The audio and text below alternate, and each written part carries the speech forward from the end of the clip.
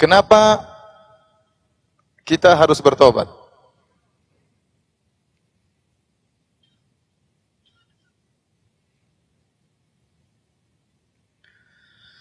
Ada 3 sebab yang membuat kita harus sering bertobat kepada Allah Subhanahu wa taala. Sebab yang pertama, ya, karena dosa.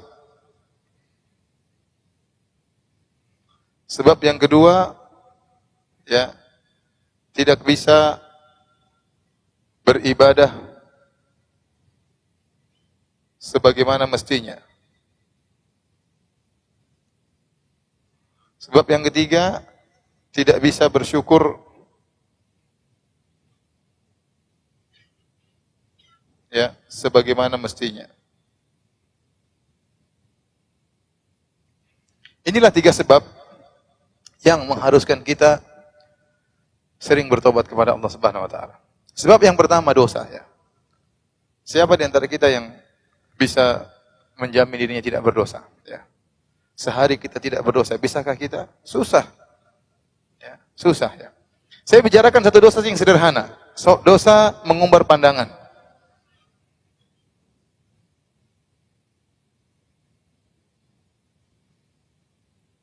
Allah Subhanahu wa taala menyatakan dengan tegas dalam Al-Qur'an, wajibnya bertobat dari mengumbar pandangan.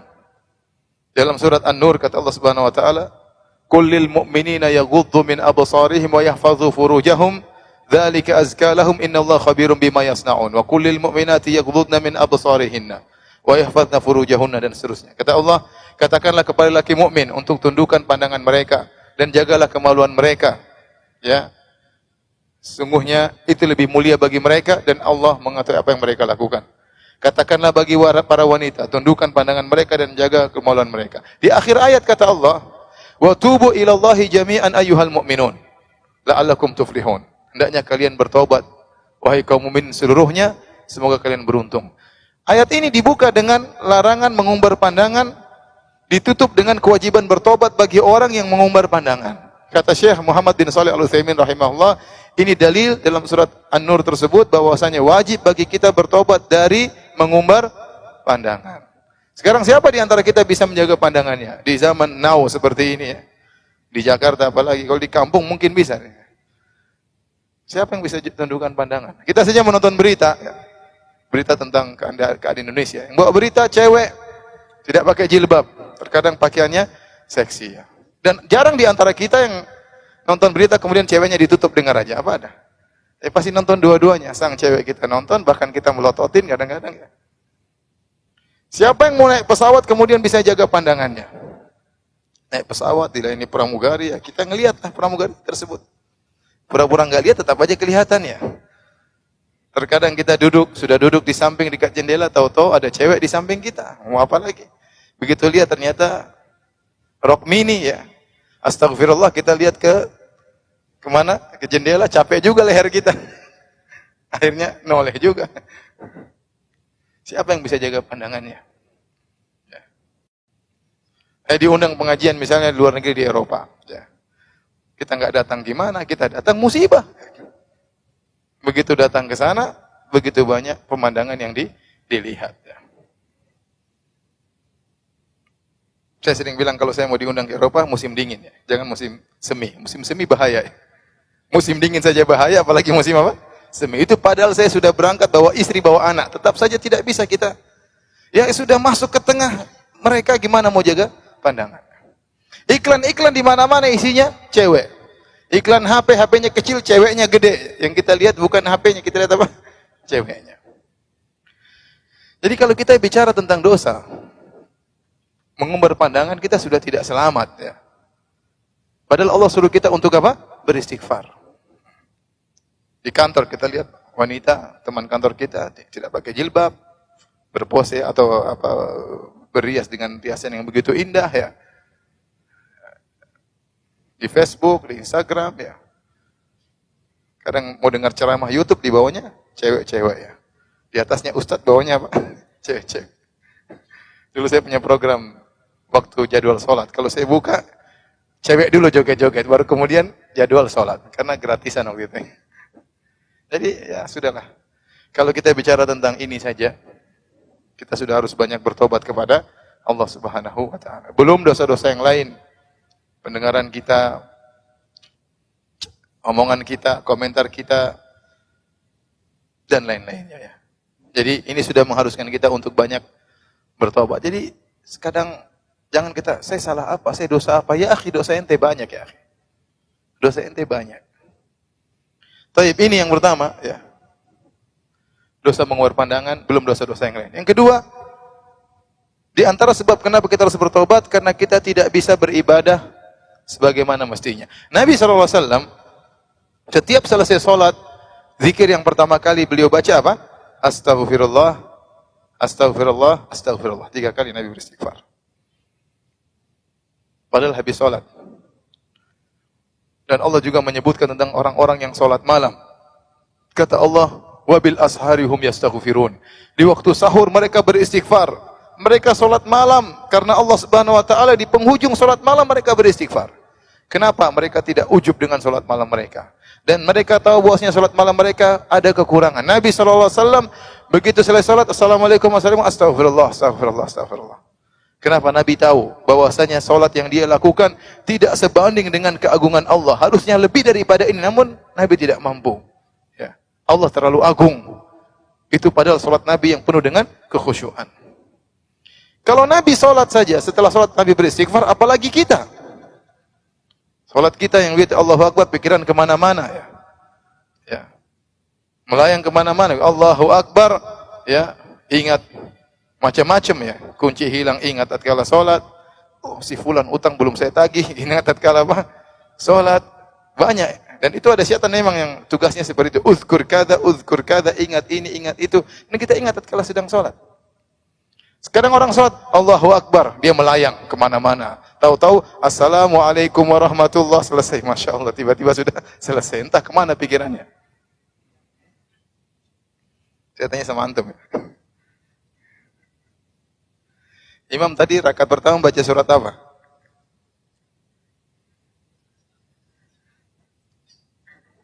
Rakaat kedua? Apa? Masya Allah, berarti khusyuk tadi. Jadi ada kisah seorang syekh, dia pergi ke kampung, kemudian dia setelah sholat, dia ambil mic dari imam, dia berkata, weh jamaah, siapa yang tahu imam tadi rakaat pertama baca surat apa? Enggak ada yang jawab, rupanya semua melayang ya. Siapa yang tahu imam rakaat kedua baca surat apa? Enggak ada yang jawab. Jangan bikin malu, siapa yang jawab? Ya bisa jawab, saya kasih hadiah. Enggak ada yang jawab. Tahu-tahu ada anak kecil angkat tangan. Saya syekh, sini. Jawab itu, kasih malu om-om semua itu. Rakaat pertama apa? Al-Fatihah. Rakaat kedua, Al-Fatihah katanya. Jadi, gimana kita tidak beristighfar selesai sholat? Pikiran kemana-mana. Ya, kalau imam sudah lama sedikit, sudah. Batuk tiba-tiba, gelisah tiba-tiba. Siapa yang bisa sholat? Sebagaimana agungnya Allah Subhanahu wa ta'ala. Nggak ada yang mampu. Sampai para jemaah haji, ketika mereka setelah wukuf dari padang Arafah, mereka baru menangis di hadapan Allah Subhanahu wa taala. Mereka beranjak meninggal Arafah, Allah suruh beristighfar. Tsumma afidhu min haitsu afadhan nas wastaghfirullah. Kata Allah, kemudian beranjaklah meninggalkan Arafah sebagaimana orang yang lain dan beristighfarlah kepada Allah. Jangan Anda ujub setelah selesai wukuf dari padang Arafah. Masih banyak hal yang belum bisa Anda lakukan. Ibadah tidak bisa agung seperti ibadah kepada Allah Subhanahu wa taala ya. Ibadah kita sangat kurang. Kita masih belum bisa berbakti kepada orang tua dengan sebaik-baiknya. Kita belum bisa silaturahmi dengan sebaik-baiknya. Al-Quran masih sering kita tinggalkan. Lebih banyak kita baca berita daripada baca Al-Quran. Ya. Masih banyak. Ya. Ini mengharuskan kita untuk beristighfar kepada Allah Subhanahu wa ta'ala. Nabi SAW saja, di akhir hayatnya Allah suruh beristighfar. Kapan tatkala Nabi berhasil berdakwah? Kata Allah, "Idza jaa nasrullahi wal fath wa ra'aitan nasa yadkhuluna fi dinillahi afwaja." Jika engkau telah melihat datang kemenangan dan pertolongan Allah dan kau lihat orang-orang masuk Islam berbondong-bondong, Nabi berhasil dakwanya. Setelah 20 tahun lebih berdakwah, berhasil dakwah Nabi. Apakah Nabi setelah 20 tahun berdakwah berhasil kemudian dia ujub, dia bangga? Tidak. Allah mengatakan fasabbih bihamdi rabbika wastaghfir. Bertasbihlah dan beristighfarlah. Tidak seperti sebagian orang baru berdakwah sudah bangga cerita sana sini, sudah ujub dan yang lainnya. Waliyadzubillah ya. Nabi 20 tahun lebih berdakwah, berhasil dakwahnya, menciptakan murid-murid yang sangat menakjubkan, luar biasa para sahabat, perjuangan mereka. Nabi tidak ujub, bahkan beliau beristighfar kepada Allah Subhanahu wa taala. Nah, dengan sebab kedua ini saja kita menyadari ibadah kita sangat kurang. Harusnya kita beristighfar kepada Allah Subhanahu wa taala. Yang ketiga, di antara sebab kenapa kita beristighfar kepada Allah Subhanahu wa taala, karena kita kurang bisa bersyukur sebagaimana mestinya, ya. Terlalu banyak nikmat yang Allah berikan kepada kita. Dan setiap nikmat itu ada pertanggungjawabannya. Kata Allah Subhanahu wa taala, "Tsumma latus'alunna yauma idzin 'anin na'im." Sungguh kalian benar-benar akan ditanya atas setiap nikmat yang kalian rasakan. Nikmat kita dapati banyak, nikmat kesehatan, nikmat pekerjaan, nikmat pertemanan, nikmat suami, nikmat istri, nikmat anak-anak. Ya. Nikmat makanan enak, semua kenikmatan akan ditanya oleh Allah Subhanahu wa taala. Apa kita mampu mensyukurinya? Kata Allah Subhanahu wa taala, "Wa in ta'uddu ni'matallahi la tuhsuha." Kalau kalian hitung-hitung nikmat Allah, kalian tidak bisa menghitungnya. Namun kata Allah, "Innal insana la zalumun kafar." Sungguh manusia suka berbuat zalim dan suka ingkar, tidak pandai bersyukur kepada Allah Subhanahu wa taala. Karenanya tatkala kita keluar dari toilet, apa doa yang kita ucapkan? Ghufranaka. Artinya ampunanmu ya Allah. Para ulama bahas, kenapa orang keluar dari toilet mengatakan ghufranaka? Ya Allah, ampunilah aku. Sebagian ada yang mengatakan karena waktu kita dalam toilet kita tidak bisa beribadah kepada Allah, sehingga ada waktu yang terbuang kita tidak beribadah kepada Allah, kita beristighfar kepada Allah Subhanahu wa taala. Ada pendapat yang lain, karena waktu seorang dalam toilet kemudian dia berhasil mengeluarkan kotoran, itu nikmat yang luar biasa. Seandainya Allah tahan kotoran tersebut, tidak bisa keluar dari perutnya, dia akan mengalami sakit yang luar biasa. Dan itu nikmat, bisa buang hajat, itu adalah nikmat yang susah untuk kita syukuri. Maka kita berkata, Ghufranaka, ya Allah ampunilah aku, sungguhnya aku tidak pandai bersyukur kepadamu. Ya akhi, subhanallah, ya. Saya tanya sama antum, ya. Kita punya pembantu misalnya, nggak usah kasih banyak, kita kasih gaji 2 juta aja tiap bulan di Jakarta. Kita perintah apa saja dia kerjakan atau tidak? Dia kerjakan, baru cuma dikasih gaji 2 juta. Ada yang 1,5 juta. Diperintahkan ini jam berapapun dia kerjain. Kita punya supir, kita kasih gaji beberapa juta. Suruh jemput, antar, jam 2 malam, jam 3 malam dia kerjakan dengan penuh semangat. Kenapa? Kita baru kasih dia sedikit duit. Dan dia taat patuh kepada kita. Itu supir yang pandai berterima kasih. Itu pembantu yang pandai berterima kasih. Sementara kita, apa nikmat yang Allah berikan kepada kita? Sangat banyak. Sangat banyak. Ente mau hitung nikmat yang Allah berikan kepada ente, sangat banyak.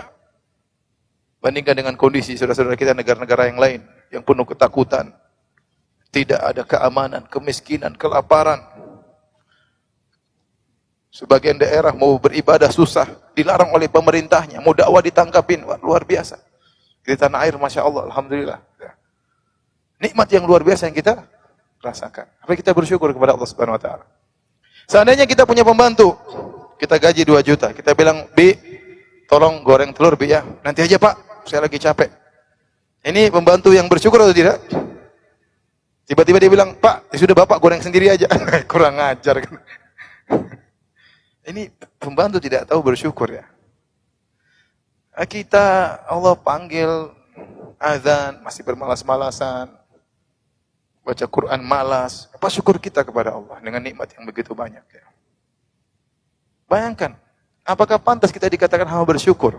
Anda bisa membuat analogi tentang seorang pembantu yang pandai bersyukur, padahal cuma digaji 2 juta tiap bulan. Anda diberi kenikmatan oleh Allah begitu banyak. Apakah Anda pandai bersyukur? Maka jangan malas-malas beribadah kepada Allah Subhanahu wa taala. Nabi SAW beribadah sampai kedua kaki beliau bengkak, bahkan pecah-pecah. Ditanya, "Ya Rasulullah, engkau beribadah seperti ini, waqad ghufira laka ma taqaddama min dzambika wa ma ta'akhkhar." Sementara dosa-dosamu telah diampuni yang lalu maupun akan datang. Kata Nabi sallallahu alaihi wasallam, "Afala akunu 'abdan syakura?" Kenapa aku tidak bisa menjadi hamba yang pandai bersyukur? Ya. Karena para hadirin hadirat, ya, tatkala kita sadar kita tidak pandai bersyukur, maka harusnya kita banyak istighfar. Ini 3 sebab yang mengharuskan kita untuk banyak beristighfar kepada Allah Subhanahu wa taala. Jika Nabi yang berkata, "Ya ayuhan nas, istaghfiru rabbakum wa tubu ilaihi, falladzi nafsu Muhammadin biyadi." Inilah astaghfirullah fil yaumin akthar min 70 marrah. Kata Nabi, wahai manusia, beristighfarlah, bertobatlah. Sungguhnya aku ini beristighfar dan bertobat setiap hari lebih dari 70 kali. Dalam riwayat, aku beristighfar dan bertobat 100 kali. Dalam sebagian riwayat, sahabat menghitung Nabi beristighfar. Sekali Nabi duduk, 100 kali Nabi beristighfar. Padahal siapa Nabi SAW? Nah, kita malas beristighfar. Sekarang sebenarnya banyak waktu kita untuk beristighfar, bertobat. Bukankah kalau kita naik mobil kita bisa beristighfar, astagfirullah, astagfirullah, astagfirullah. Bukankah kalau kita ngantri kita bisa astagfirullah, astagfirullah, tubu ilaih, astagfirullah, tubu ilaih, rabbi gufirli wa tubu alayya innaka tawwabur rahim. Astagfirullah, astagfirullah, astagfirullah, banyak. Namun sekarang waktu kita habis dengan gadget ya, dengan handphone. Masih waktu luang udah hampir. Semua dilihat. Lihat cewek, lihat artis, lihat macam-macam. Lihat aib orang ya. Lihat ya macam-macam. Berita gibah, kita tertawain orang, kita hina orang. Ya akhi, subhanallah ya. Tiap hari kita kumpulin dosa. Seharusnya ada waktu luang kita astagfirullah, astagfirullah, astagfirullah, tubu ilaih, astagfirullah. Sungguh beruntung orang yang mendapati catatan amalnya penuh dengan apa? Istighfar. Jadi, ya akhi, saya ini nasihat daripada saya sendiri dan juga untuk antum semua, isi waktu kita dengan banyak apa? Beristighfar. Kalau di Arab Saudi biasa orang beristighfar. Kita naik mobil kawan kita, astagfirullah, astagfirullah, astagfirullah. Kalau kita di Indonesia kita malu begitu. Naik mobil sama teman kita, astagfirullah, astagfirullah. Dilihat. Sejak kapan jadi kiai? Astagfirullah, astagfirullah. Subhanallah, alhamdulillah. Kalau di Saudi biasa kita jalan sama orang, subhanallah, alhamdulillah, biasa, itu hal biasa. Di sini memang tidak biasa. Kita terkadang nggak enak mau istighfar sendirian. Kenapa? Karena kawan kita juga tidak ada yang istighfar. Kalau kita istighfar nanti ditanya, ini apa ini? Azan. Ya sudah, silakan. Azan dulu, azan dulu. Azan dulu ya.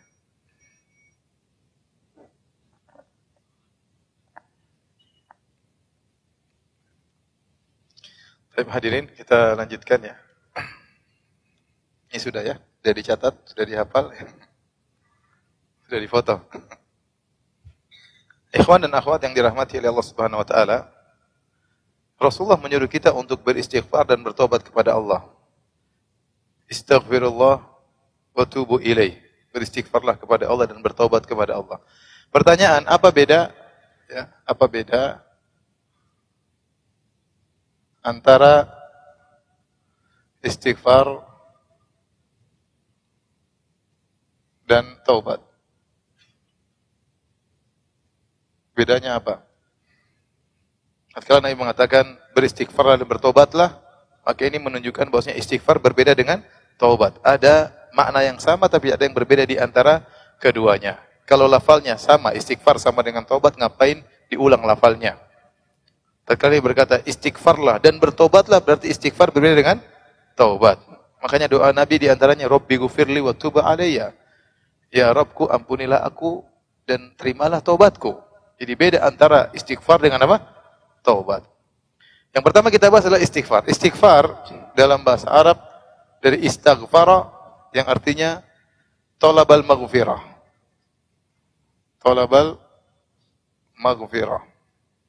Artinya minta kepada Allah apa? Maghfirah. Nah, maghfirah apa yang kita minta? Maghfirah itu apa? Maghfirah dalam bahasa Arab diambil dari kata al-mighfar. Al-mighfar. Al-mighfar itu artinya apa? Al-mighfar itu artinya helm ya, prajurit tatkala berperang. Tidak dikatakan mighfar kecuali memenuhi dua fungsi. Yang pertama sebagai penutup kepala, yang kedua sebagai pelindung kepala. Ini dijelaskan oleh Al-Imam Ibnu Al-Qayyim rahimahullahu taala. Tidak semua penutup kepala disebut dengan mighfar. Contoh, songkok disebut dengan qalansuwa atau dikatakan toqiyah, ya. Ini tidak disebut dengan mighfar. Kenapa? Fungsinya cuma satu, menutupi tapi tidak melindungi. Kalau ada besi, kepala kita pecah. Kalau ada pedang, kepala kita terluka. Kalau ada kayu, kepala kita terluka. Ya, sama, sorban juga tidak dikatakan dengan mikfar. Kenapa? Fungsinya cuma satu, menutup, namun tidak apa? Melindungi. Tetapi yang dikatakan dengan mikfar, helm prajurit, prajurit dahulu kalau berperang di zaman tersebut memakai dirak, baju besi, dan juga memakai penutup kepala dari apa? Besi. Yang fungsinya dua, menutup kepala dan melindungi apa? Kepala. Sehingga para ulama mengatakan, yang dimaksud dengan istighfar, thalabul maghfirah, artinya minta kepada Allah, ya Allah, tutuplah aib-aibku di dunia dan di akhirat. Dan ya Allah, lindungilah aku dari dampak dosa yang aku lakukan. Itu makna istighfar. Ya. Artinya apa? Tutuplah aibku di dunia dan di akhirat. Betapa sering kita melakukan dosa, orang-orang tidak tahu. Tapi Allah Maha mengetahui. Seandainya Allah bongkar aib kita ini, tidak ada yang mau dekat dengan kita. Kata Muhammad bin Wasi', "Lau kana lidzunubi rih, ma jalasa ilayya ahad." Seandainya dosa-dosa itu ada aromanya, dosa ini aromanya begini, dosa ini aromanya begini, dosa lihat cewek aromanya begini, wah, ketahuan kita semuanya. Tidak ada yang mau duduk dengan kita. Tak kira orang alim, ternyata suka ngelihat yang enggak. Tercium aromanya. Tetapi dosa-dosa itu tidak ada aromanya. Allah tutup aib-aib kita. Terkadang Allah tutup aib seorang di dunia, Allah bongkar aibnya di akhirat. Ini juga musibah. Yang kita inginkan, Allah tutup aib kita di dunia dan juga aib kita di mana? Di akhirat. Itu makna istighfar. Ya Allah, aku mohon kepada Engkau, tutuplah aibku di dunia yang begitu banyak. Terlebih lagi tutuplah aibku di akhirat. Kemudian yang kedua artinya, ya Allah, lindungilah aku dari dampak dosa. Karena setiap dosa itu ada dampaknya. Orang berdosa membuat dia hatinya sempit, membuat dia gelisah, membuat dia suudzon kepada Allah Subhanahu wa taala, membuat dia tidak tenang. Dampak dosa sangat banyak. Berkaitan dengan hatinya semakin hitam, semakin dosa dia lakukan, ada titik hitam di hatinya. Sehingga dia sulit khusyuk dalam salat, sehingga dia sulit menangis tatkala baca Al-Qur'an. Sehingga tidak terpengaruh ceramah yang dia dengar, cuma masuk telinga kanan, keluar telinga kiri. Terkadang enggak masuk, begitu keluar, ting, temtel keluar. Tidak diambil faedah dari ceramah yang dia dengar. Kenapa? Hatinya sudah hitam. Itu di antara dampak maksiat. Belum dampak perkara duniawi. Mungkin usaha jadi susah, tidak sukses. Keributan dalam rumah tangga, ya. Anak-anak bermasalah. Kenapa? Karena dosa yang kita lakukan. Oleh karena di antara makna istighfar, ya Allah, astaghfirullah, artinya ya Allah, aku mohon kepada Engkau maghfirah. Ya Allah, tutuplah aib-aibku dan jauhkanlah aku dari dampak dosa yang aku lakukan. Ini makna istighfar. Apa dengan taubat? Istighfar bisa jadi seorang beristighfar, namun dia tidak meninggalkan dosa yang dia lakukan. Itu bedanya dengan taubat. Kalau taubat, seorang bertobat, tidak dikatakan dia bertobat kecuali dia meninggalkan dosa tersebut. Betapa banyak orang beristighfar, namun dia masih terus melakukan dosa tersebut. Betapa banyak orang datang kepada saya menangis, ya Ustaz, saya tidak bisa meninggalkan melihat film-film yang mengumbar aurat di internet, saya tidak bisa meninggalkan. Sambil nangis, dia tidak mampu. Dia hanya bisa apa? Istighfar. Dia berusaha dan tidak mampu. Apakah istighfarnya mungkin diterima? Mungkin. Karena tidak disyaratkan istighfar, ya, dia harus meninggalkan dosa tersebut. Bisa jadi Allah terima permohonan ampunnya, bisa jadi Allah tidak terima. Itu istighfar. Makanya di antara doa pagi petang, seorang berkata, Abu'u laka bi ni'matika alayya abu'u bi dzambi. Ya Allah, di pagi ini atau di petang ini, aku mengakui segala nikmat yang Kau berikan kepadaku, wa abu'u bi dzambi, dan aku mengakui dosa yang aku pikul, ya Allah. Aku ingin tinggalkan tapi aku tidak mampu. Betapa banyak orang terjerat dalam riba, dia tidak mau meninggalkan. Dia hanya mengatakan, astagfirullah. Hatinya pilu, tapi dia tidak bisa meninggalkan. Oleh karena jika Anda tetap berdosa, jangan tinggalkan istighfar. Bisa jadi Allah dengan karunia-Nya dan rahmat-Nya mengampuni Anda.